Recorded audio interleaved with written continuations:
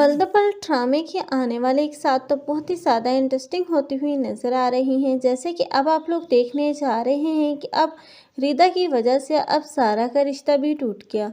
पहले दिन से ही यही बात होती हुई नज़र आ रही थी कि एक न एक दिन इस रिदा की वजह से सारा को भी जिल्लत और बदनामी का सामना करना पड़ेगा।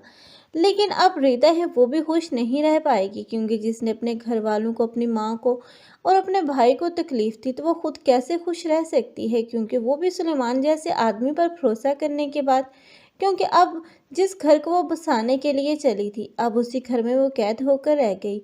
हो सकता है कि अब वो वहीं पर अपने दम घुटने से अपनी जान दे दे, क्योंकि अब सुलेमान जो कि इतनी आसानी से तो घर वापस आएगा नहीं, क्योंकि अब उसने जिन लोगों के पैसे देने हैं वो तो अब उसे अपने कब्जे में कर चुके हैं।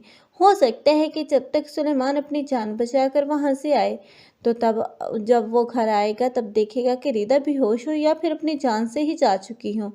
लेकिन रिदा जैसी लड़कियों का तो बुरा ही अंजाम देखने को मिलना चाहिए, क्योंकि तमाम लोग अब इस बात से कि बाकी लड़कियों को भी ये सबक हासिल हो सके कि घर से कदम निकालने का क्या नताइज हो सकते हैं।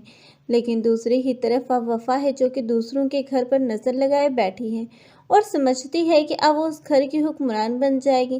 तो ऐसा कभी भी रोशीन नहीं होने देगी, क्योंकि रोशीन वो भी किसी से कम नहीं है, क्योंकि अब उसे भी पता है कि उसने अपना घर कैसे बचाना है।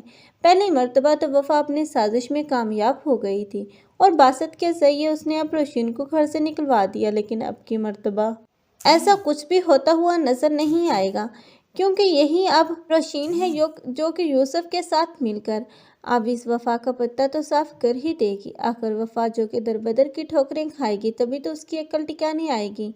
आप लोगों को ये ड्रामा कैसा लग रहा है, कमेंट सेक्शन में अपनी कीमती राय के इज़हार लाजमी करें। मज़ीद ऐसी वीडियोस के लिए हमारे चैनल को लाजमी सब्सक्राइब कर लें। अगर आप लोगों को हमारी वीडियो अच्छी लगी हो तो वीडियो को लाइक करना मत भूलिएगा। अल्लाह हाफिज़।